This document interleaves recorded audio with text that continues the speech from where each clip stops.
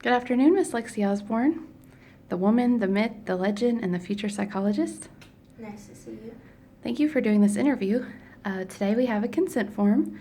If you don't mind, would you go ahead and fill that out, please? All right.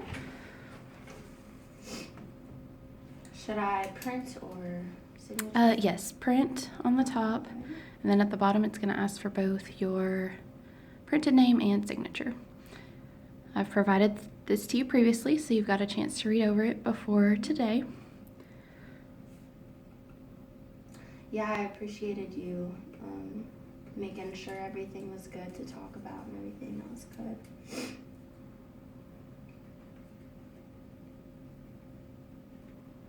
Not that I have anything to hide, but you know. Of course. It's good to be prepared. Absolutely.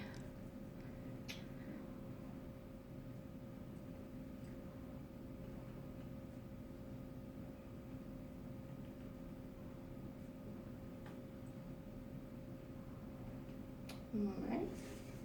Thank you. All right, so today I'd like to interview you about your education, your life.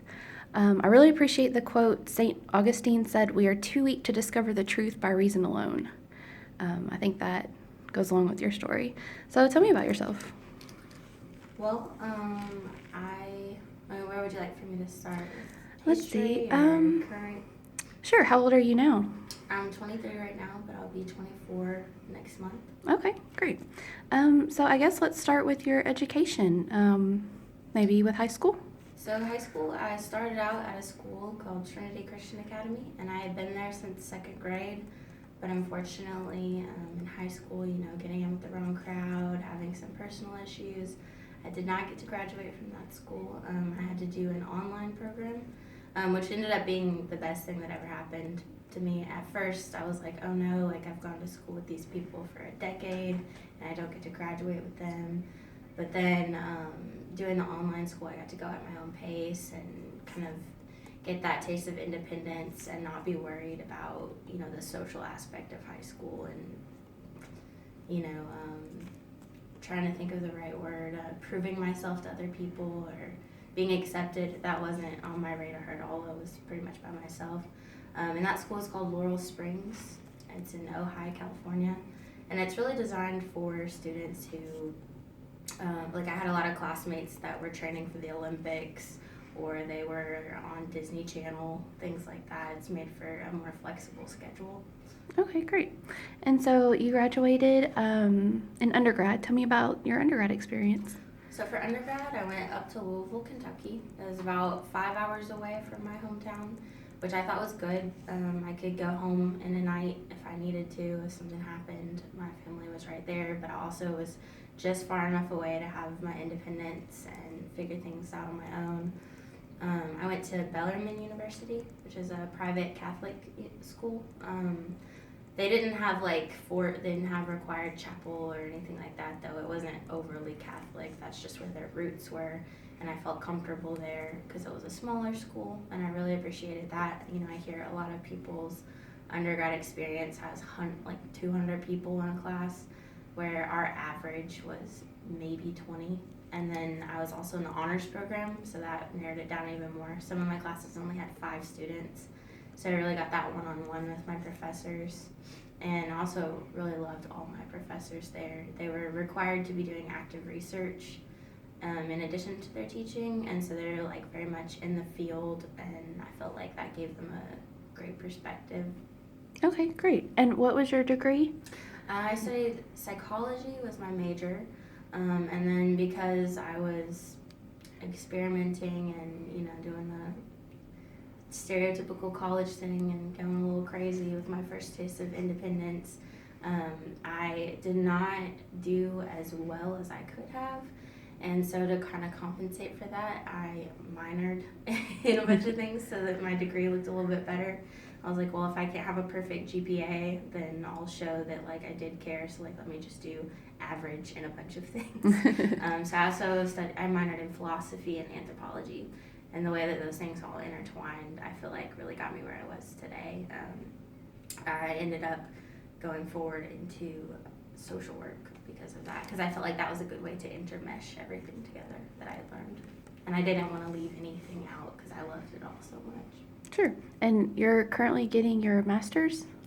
Yes, I'm working on my master's in social work. I had a professor in undergrad, actually. He was a social psychologist, and that was the course that I was taking from him. His name was Dr. Rothgerber, and he was also the head of the honors program. And so he had kind of gotten to know me, and although my goal was always to become a psychologist with a PhD in psychology eventually, he pulled me aside after class one day and he was like, have you ever thought about going into social work? It seems like your interests are more in line with that. And at the time I was like, absolutely not. Like, no. My dad had always put a lot of pressure on. He was like, well, they don't make as much money. They're not as educated, whatever, all not true.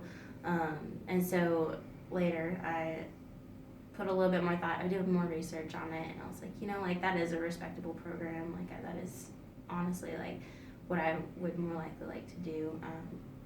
Also, just because of my personality, I don't really stay with one thing for too long. And so, with the social work degree, there's a ton of different things that I can do.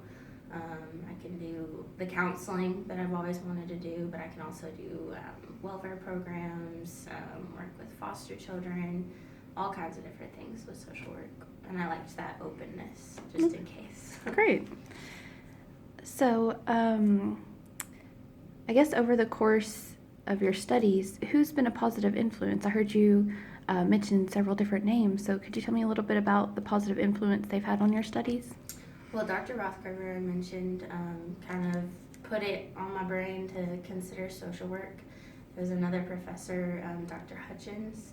He was the head of the anthropology department. And actually, in the first class that I ever took, I did not know what the word anthropology meant. I took it because it fit my schedule, the time slot. And I did very poorly in that class. I was kind of going through a rough patch. So, I would have my headphones in, which is something I never did in high school or in college. That was the one class, and I ended up getting a C. But I loved the material, so I ended up minoring in it.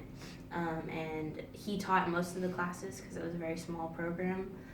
So I got to know him really well, and he really encouraged me to think more about going into anthropology, which is what ultimately led to me trying to figure out a way to combine the programs that I had been a part of. And also my dad has been a huge influence. When I was younger, I always said that I wanted to be a babysitter when I grew up, or like work in a daycare. And then in 5th grade, I had a teacher that I really respected a lot, and so I was trying to impress her. So when we had to fill out this thing, I was like, what do you want to be when you grow up? I was like, well, I gotta put something good, like something that really smart people do. And I've always thought of my dad as really intelligent. He got a PhD at Vanderbilt, so I assume he's got a few brain cells. So I put down psychologist because that's what my dad does. And then ever since then, he's really helped me a lot in navigating the program, like focusing on, what kind of credentials that I should be looking for in my programs, things like that. Okay, great. So in your programs, what keeps you motivated? What keeps me motivated? The day-to-day, I'm not sure. I'm kind of just winging it. But in the big picture, what keeps me motivated is thinking about what I can do in the future, like all the people that I could potentially help. With everything that I read, my required course materials, I read it and I'm like, wow, like there's so much to be done. There's so much that needs to be done. So many people that need help. And then it's also kind of daunting. At the same time that it inspires me and encourages me, it also scares me.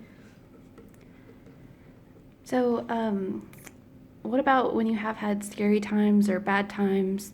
When's the time you prevailed despite an obstacle when it came to your studies or school or anything? So in undergrad, I struggled a lot with substance abuse, and that was something that made it extremely difficult to get homework done. It made it difficult to show up to class. It ruined a lot of my relationships. So then I did not really have a good support group. I had some really great people in my life, and I scared them off, really. Treated them horribly, which was really unfortunate. I mean, that kind of made me think, like, how can I ever help anyone if I'm not okay myself? So I've been to counseling myself. I've been to some meetings and found some great supports there. And also, like, in my studies, I've kind of, like, been able to reframe my mind and kind of help myself in a way. Okay, great. So where do you see yourself going next? Next, well, finishing this program, I've only got one semester behind me, so still have a lot to go with the social work program, the master's. But eventually, I would like to do counseling. So after this program, I'm gonna take a test and get licensed, become a licensed clinical social worker, and do counseling through that. And then eventually, I do still have it on my radar to work on my PhD. I was lucky enough, one of the students in my class that I've been working with all semester on various projects, she applied for a grant to do a research study, and then she asked me to come on board. So getting that extra research experience funded by the university, so that is exciting and it's going to be great. I mean, that was the intimidating part of going on to a PhD, was actually doing all of the research, especially the statistics side of it. But the more experience that I'm getting, the more comfortable I'm feeling with that. So eventually, Absolutely. That will be exciting. So you've kind of talked about why you're selecting the field you're going into, but is there anything else that made you choose this route?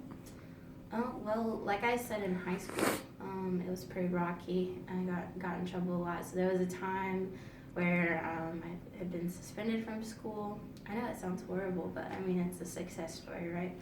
It all starts with turmoil. The best ones do. But during that time, I would go to work with my dad.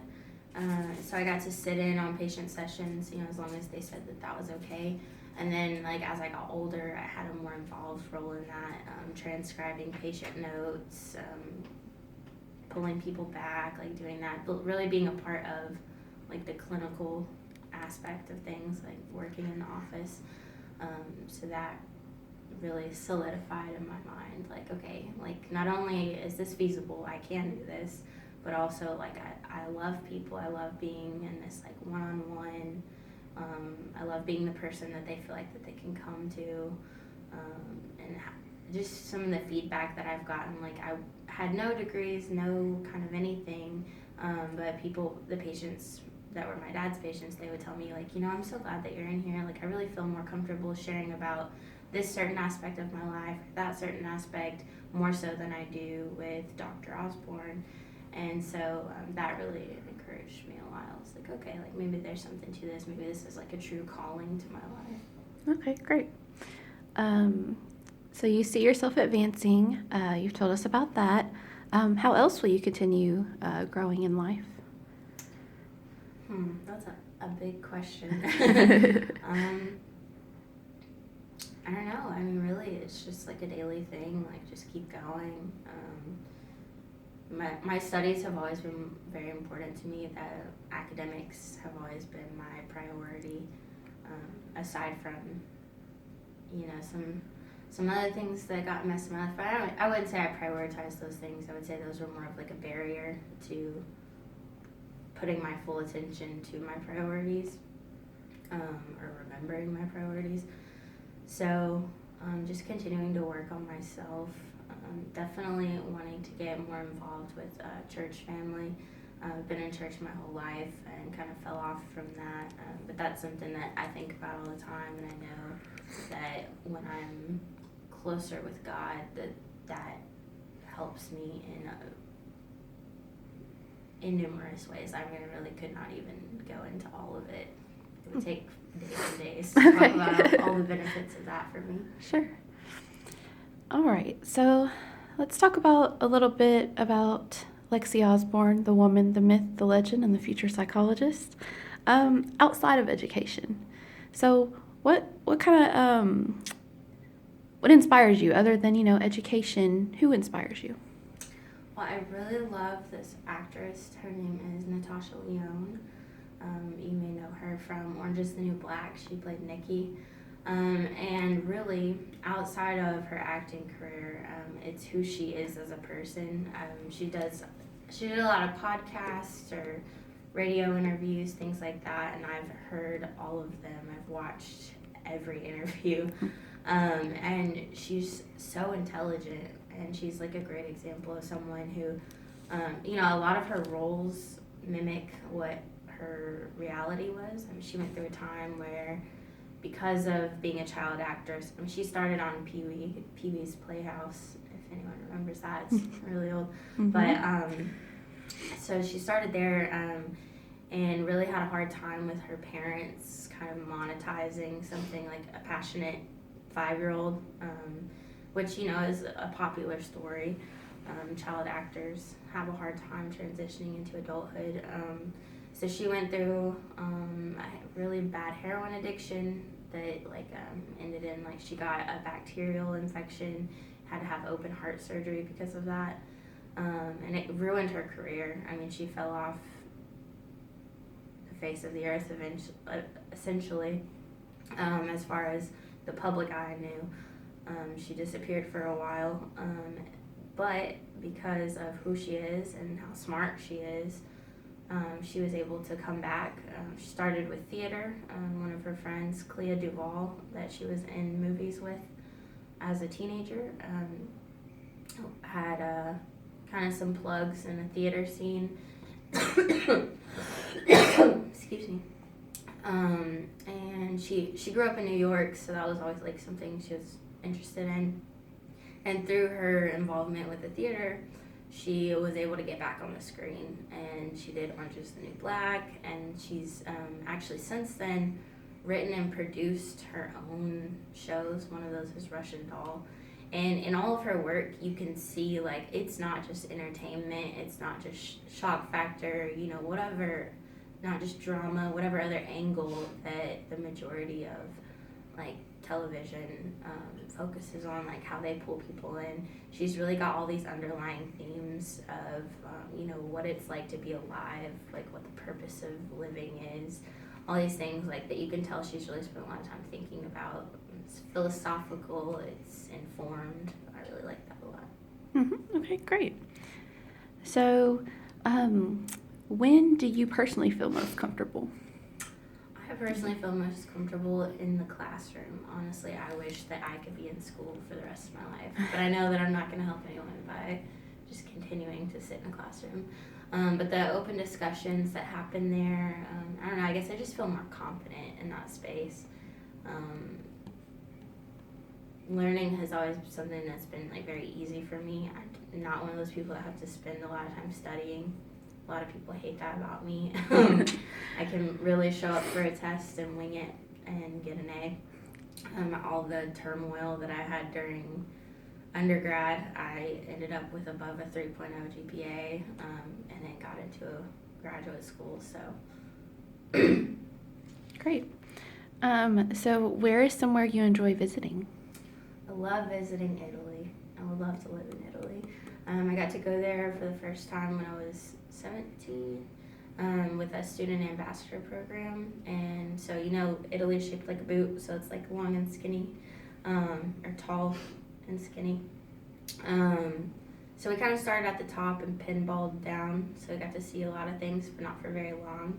But then in my undergrad, I got to go with a class as a study abroad program, and we just went to Rome.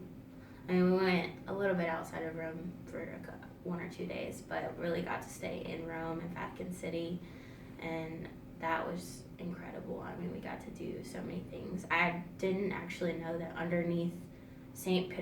Peter's Basilica, there's something called a scavi, and they've excavated underneath here, and so we got to take a private tour of that, and that was really incredible. Okay, great. What was your favorite food when you were in Italy? Favorite food? I don't know. Everybody talks about how great that the food in Italy is, and the pasta and everything, and I really don't agree. The food part of it, I really, ate just to get through the day. It was more, I really love the culture, being around people that speak different languages and behave differently. That was really the good part about it for me. I will say though, right across from the Coliseum, I believe, there was like we had just gotten off the subway, and there was a random little like pizza stand in the subway, and that was the best pizza that I've ever had. We all commented on it, like, that's so crazy, because it was just like a quick like, hey, we're starving, we gotta stop. Ended up being great. How was the coffee in Italy? The coffee is really good. Okay. Overall, would you say that you were happy or unhappy, and why? Overall, I would say that I'm happy.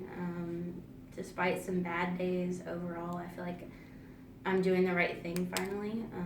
In my undergrad program, I feel like I struggled a lot because I was doing psychology because that's what my dad did, and I felt like that's what he wanted me to do. And now that I still have the same goal in mind, to be a counselor, but the fact that I'm doing it through the lens of social work, I feel a lot more like this is my decision, this is what I want to be doing. Makes sense. And just being in the program, it, like, even on bad days, it's like, okay, no, like, in the big picture of things, I'm making steps towards my goals, I'm where I'm supposed to be. That's an overall good feeling. Sure. So, at those bad times, how do you manage negativity? Not as well as I would like to. That's something that I'm definitely still working on. But reaching out to some friends, because I've been able to change my life and get back on a better path. Some of those old friends that I really pushed out of my life in the past, they've been coming back, which just goes to show how great of a friend that they really are. Like a true friend, like someone that I don't ever see, like, there won't ever be a day that like 5 years have gone by and I haven't spoken to them. They're really good people who actually care about my well-being.